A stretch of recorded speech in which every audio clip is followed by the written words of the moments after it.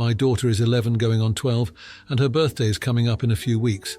For her birthday, she wants to go swimming, so we rented the local community centre that has a pool and a giant activity room where we'll have lots of treats and stuff. We asked her to make us a list of invitees so we can get everything coordinated. She asked if she could just invite her whole class of 20 or so kids. It's a big activity centre with lots of room, so we said that was fine.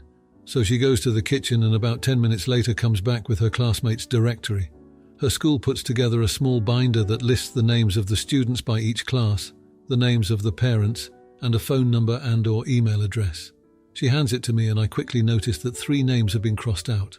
I asked why, and she said those are the ones she doesn't want to invite. I started asking her other questions like if they had an argument or if they were mean bullies, etc., and she maintained that no, she just thought they were strange and didn't really like them. I told her that she can't just invite the whole class with just 3 exclusions. She just kind of looked at me and said it's her birthday. I explained that this could be hurtful to them and that if she was so staunchly against them attending, then it would be better to have a smaller party and invite just a handful of her closest friends. She said she doesn't want a small party, she wanted a big party, and I told her then everyone in the class is getting an invitation. She said no, they aren't, and I told her, okay, then no one is, and she ran out of the room crying. She has started crying and running away whenever she has seen me since, and I'm starting to feel guilty. My wife was frustrated with me and says that she gets where I'm coming from, but it is our daughter's birthday, and she should only have the people she wants there. I tried to explain that I don't want our daughter to be a reason these 3 kids have a crappy time in school. I can't in good conscience let her exclude other kids like this. Am I the jerk here? My wife says all we need to worry about is our daughter having a fun birthday, and I'm already ruining it by picking a fight over something no one will remember years down the road. But I don't agree at all. If they were bullies, that would be one thing. But they aren't, so to me, it's cruelty. And cruelty sticks with people. Update. Thanks for reading. Glad the final verdict is that I am not the jerk here. We talked again this morning and asked her more specifically about her feelings towards the 3, and it's really nothing serious like people were suggesting, but I thought it was important to make sure just in case. I asked her to put herself in their shoes. What if one of her classmates was having a party and invited everybody except her? How would she feel? This is the approach I admit I should have tried in the first place, and it worked. She gets it. I explained that's why she can't invite the whole class except for just 3 people, because at that point, it's a class affair. I reiterated that she could still have a small party with just her close friends, but she said she wanted to still have a big party and everybody is invited. Now, for a few comments before the update. Comment 1. You're the idiot. Everyone cannot be invited to everything. Your daughter should not be forced to invite people she is not comfortable with to her birthday party. She is old enough to decide who she wants to spend time with. If she was 6 years old, absolutely invite the whole class, but she is nearly a teenager. Also, maybe there are issues between them that she does not want to tell you about. Comment 2. I can understand your point. However, speaking as someone who was ostracized as a kid, I can tell you that I would rather not be invited as opposed to being invited out of obligation. You are not doing the uninvited kids any favors because it will be painfully obvious that they really are not welcome. Now for the update. After the heart-to-heart, things seem to settle down. My daughter took the advice to heart and decided to invite the entire class, including the 3 kids she initially wanted to exclude. I was proud of her for making that choice, and it seemed like we were on track for a drama-free celebration. The following week, my wife and I got busy with the party preparations. We sent out the invitations, and RSVPs started coming in. Most of the class was able to make it, including the 3 kids who were almost left out. My daughter seemed genuinely excited, and I was relieved that we had navigated past the potential issue. As the party day approached, my daughter's behavior towards the 3 kids didn't change much at school, but she wasn't unkind either. She just treated them neutrally, which I guess was the best we could hope for under the circumstances. I had a brief chat with their parents when they called to RSVP, just a general talk about the party details, and they seemed nice and appreciative that their kids were included. The day of the party finally arrived, and the community centre was buzzing with excitement. Kids were splashing in the pool, the activity room was decked out with decorations, and the treats were a hit. My daughter was having the time of her life, laughing and playing with her friends. I kept an eye on the 3 kids, and they seemed to be enjoying themselves too, though they stuck close to each other. Halfway through the party, I noticed my daughter talking to one of the 3 kids, the one she had seemed the most wary of initially. They were away from the noise near the snack table, and it looked like a serious conversation. I couldn't hear what they were saying, but they both seemed earnest. After a few minutes, they shook hands, and my daughter came back to join the others. The kid went back to his two friends, and they whispered among themselves before rejoining the festivities. The rest of the party went off without a hitch. Kids were tired but happy, and parents came to pick up their little ones, thanking us for a great time. The 3 kids were some of the last to leave, and their parents thanked us again, mentioning how much it meant for their kids to be included. After everyone had left and we were cleaning up, my daughter came up to me looking thoughtful. She said the party was awesome and thanked us for making it happen. Then she mentioned the conversation she had with the one kid. She didn't go into details but said they had cleared up a misunderstanding from earlier in the school year. She seemed content with how things turned out. That night, as I tucked her into bed, she was smiling, but she had a distant look in her eyes. I asked if everything was okay, and she nodded, saying she was just thinking about school and friends. I didn't press further, figuring she needed to process the day's events on her own. The next day my daughter went off to school as usual. When she came home, she was quieter than normal. I asked her how her day was, and she said it was fine, but she seemed distracted. Later I overheard her on a call with one of her friends talking in a hushed tone about the party. I couldn't make out much, but there was a sense of urgency in her voice. That evening, my wife and I received an email from the school. It was a general notice about an upcoming assembly to discuss the importance of inclusion and kindness. The timing seemed more than coincidental, and I wondered if the party had sparked a broader conversation among the students or the staff. As the week drew to a close, my daughter spent more time in her room, sometimes with the door closed. She was polite at meals but less chatty than before. I respected her space, figuring she was dealing with the complexities of pre-teen social life. On Sunday, I noticed her looking at the class directory again, the same one she had used to make the party list.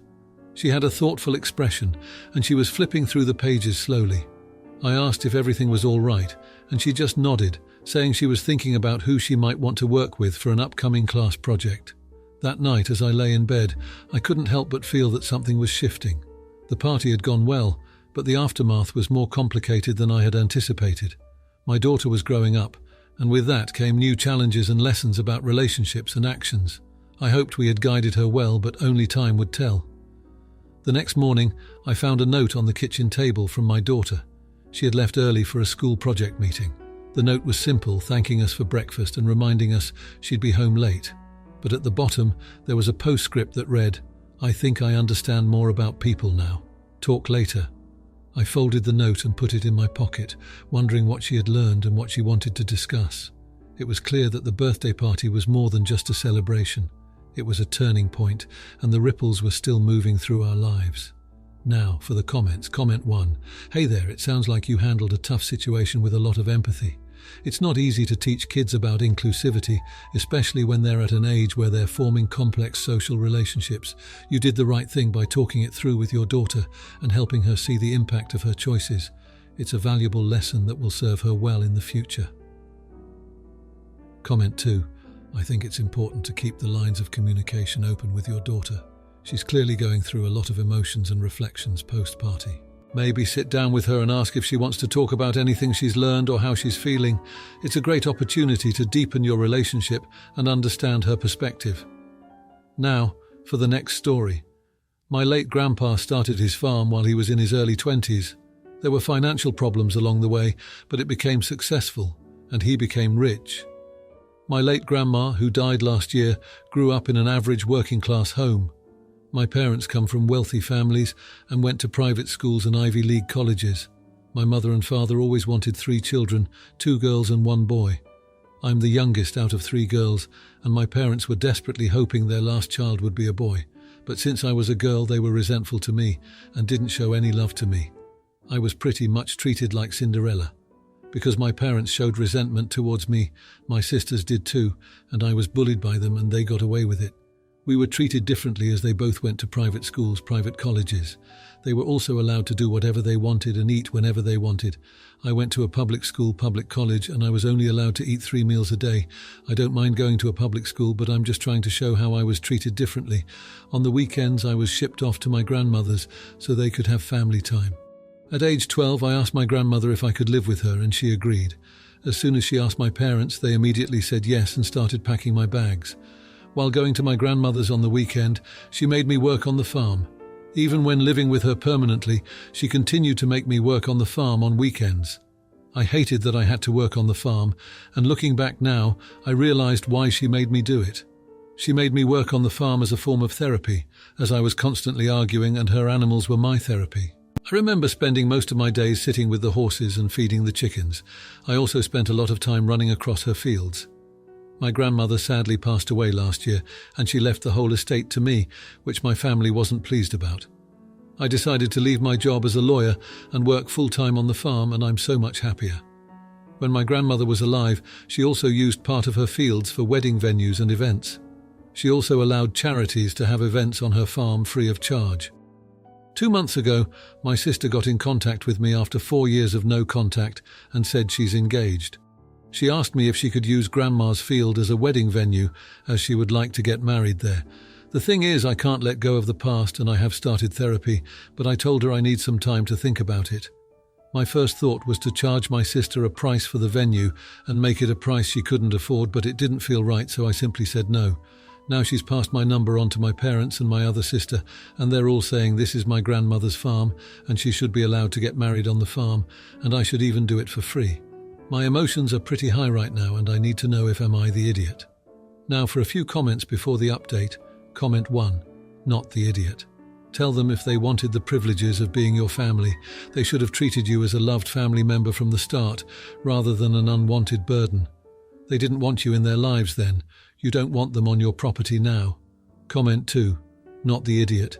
This is not Grandma's farm, this is your farm and your home, a home that has provided you with a safe place for years. It's up to you how you use your home and who is welcome.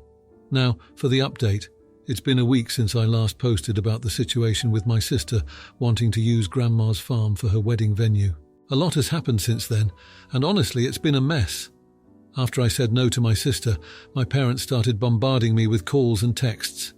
They were relentless, trying to guilt-trip me into changing my mind. They kept saying things like, it's what Grandma would have wanted, and family should stick together. It was exhausting, and I felt like they were trying to manipulate me just like they did when I was younger. I tried to ignore them, but it was hard.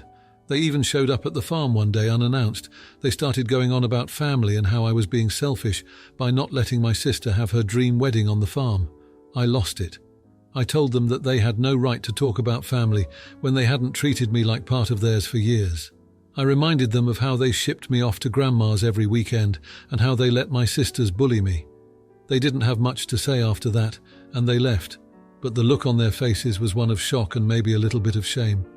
My sisters, on the other hand, took a different approach. They tried to sweet-talk me into it, saying how much it would mean to them and how it could be a fresh start for all of us. But I could see right through it. They didn't care about making amends, they just wanted what they wanted. In the midst of all this, I've been trying to keep up with the farm work and my therapy sessions. My therapist says that I need to set boundaries with my family and that it's okay to say no. She's been helping me work through my feelings of resentment and abandonment. It's been tough, but I'm starting to feel a little stronger each day. Then a couple of days ago, something happened that I didn't expect. My oldest sister called me, and for the first time it felt like she was actually being genuine. She apologized for how they treated me growing up and said she understood why I didn't want to let them use the farm. She said she's been doing some thinking and that she wants to try to have a real relationship with me, not just because of the wedding, but because we're family. I didn't know what to say. Part of me wanted to believe her, but another part of me was scared of getting hurt again. I told her I needed time to think about it, and she said she understood. So now I'm left with a lot to process. My parents are still angry with me, and my other sister is still trying to convince me to let her have the wedding on the farm. But now there's this possibility of reconciling with my oldest sister, and I don't know what to do. I'm happy on the farm, and I don't want to ruin that, but I also wonder if there's a chance for my family to heal. It's a lot to deal with, and I'm not sure where to go from here. My emotions are all over the place, and I feel like no matter what I decide, someone is going to get hurt. It's like I'm stuck between wanting to protect myself and wanting to believe that people can change. I guess only time will tell what happens next. Now for the comments. Comment 1. Hey there. I can't imagine how tough this must be for you.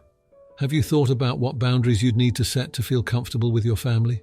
It's okay to protect your peace, Maybe consider a heart-to-heart with your oldest sister to see if her apology is sincere. Comment 2.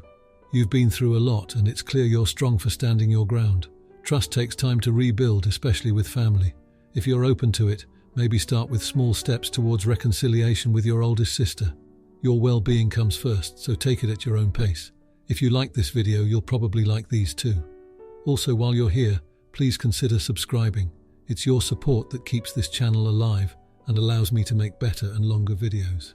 Have a great day.